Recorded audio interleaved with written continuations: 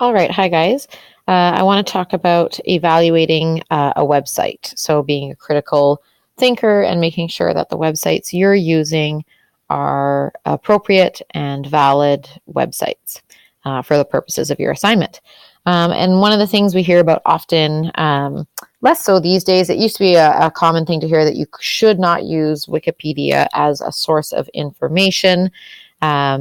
So in that light, I thought it might be neat to go through the 5 W's of website evaluation, and hopefully you have this handout in front of you.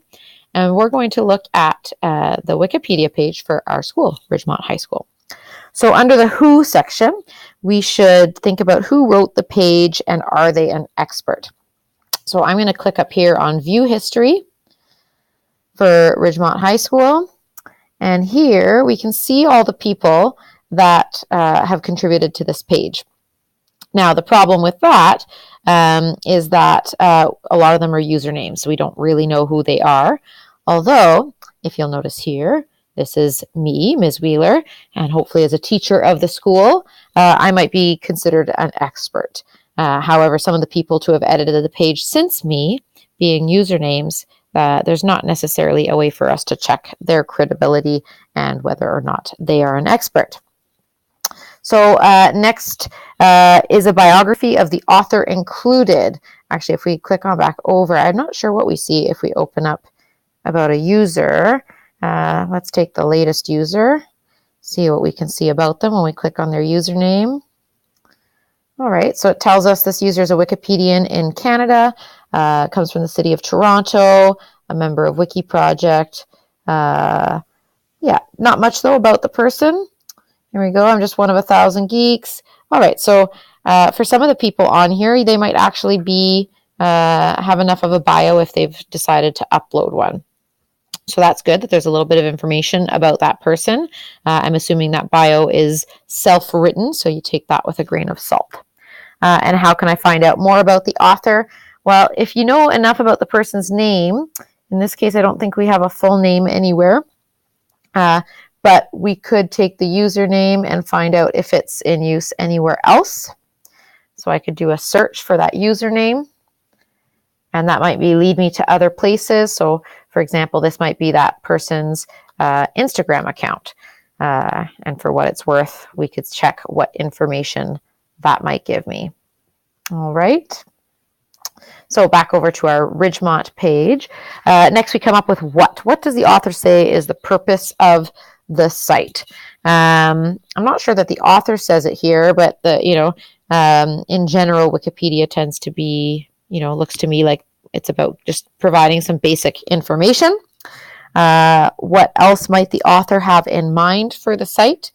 It's hard to know. In this case, since it's multiple authors, it's not just one author. I think that's important to note for Wikipedia. What makes the site easy to use?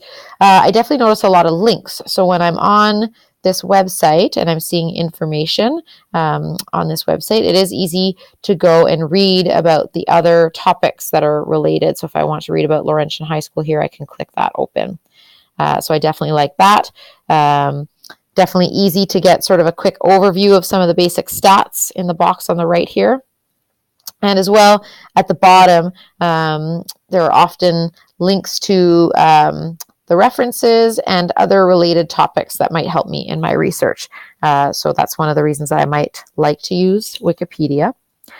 The next question, so heading back over to our worksheet here, what information is included and does this information differ from other sites?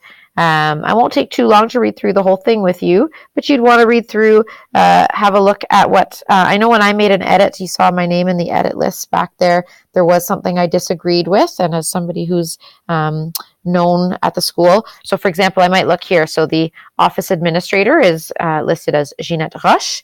However, if you go to the Ridgemont High School website, I'm going to hope that our administrative information is up to date over here. Give me 2 seconds to get to stuff. Our school profile, I believe, hopefully is going to have, nope, not here.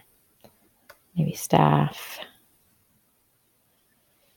Yes. So you can see here our office administrator is no longer Jeanette Roche, but is now Kimberly Wilson. So that might be something that could tip me off that the website's perhaps not as up to date as it could be in terms of its information. So now we're into the when category. When was the site created? So I'm going to look around. Often down at the bottom of a page or at the top of a page, you can find some information. So the last edit, in terms of it being the most current, would be the 28th of July, 2017, which is almost a year ago. That might be long. It depends on the topic, how up to date that would be. Programs and staff in a school can change year to year, so that's maybe not as up to date as we would like. Right? So that's in terms of when it's last updated. It doesn't say when it was created. However, again, if we go back to that page of history edits, right, you can go right down to see, in 2013, it looks like that might have been, maybe we have older. Oh, we have tons of edits here. So we'd have to go quite far back to find the origination of the page. It looks like September 2005 would be the first time that somebody posted about Ridgemont on Wikipedia. Our next category is where. Where does the information come from?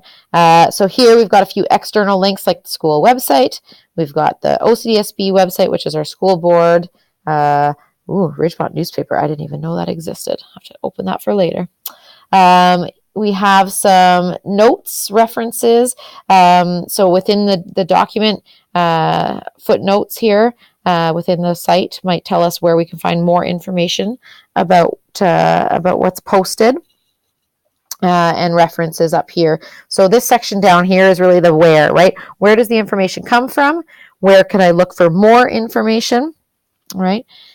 In this case, where can I look to find out more information about the sponsor of the site? Wikipedia, I'm assuming, has an about page somewhere right here, about Wikipedia. So if I want to find out a little bit more about the purposes of Wikipedia and what they hope to accomplish and their organization, this would be a good place to go read about Wikipedia so that I can decide, is there any chance for a bias here? Are they pro Ridgemont High School? Are they anti Ridgemont High School? Finally, we've got the why section from our handout. So why is this information useful for my purpose? Depending on my project, it gives a little bit of the history. That might be nice. That's something I can't find on the school's website at the moment. And the architecture, somebody who was definitely interested in the architecture was filling this in. Some notable alumni. Gives a really nice kind of overview. So it might be a good starting place for my research for a project about Ridgemont High School. Why should I use this information, and why is this page better than another? That changes each time depending on what my project is. This page might not have quite enough information if I was really to put together a whole project about Ridgemont High School. I would say that, the information provided here is not a lot. However, there are links to other related topics that might flesh out my research a little bit. I might also say that it's quite factual and basic, the information on a Wikipedia page. So if I were to be doing a project on Ridgemont High School, I might be looking to search out also some stories, maybe have some interviews with people that are much more acquainted with Ridgemont High School more closely, maybe more currently, to round out my research. And, I would want to pair up maybe this website with going to earlier the Ridgemont website. I might want to cruise around the actual Ridgemont High School website in order to, compare and contrast the information provided on both. So I hope that this gives you a bit of an overview of how you can use the 5 W's of website evaluation by Kathy Schrock to evaluate a website and how useful it might be.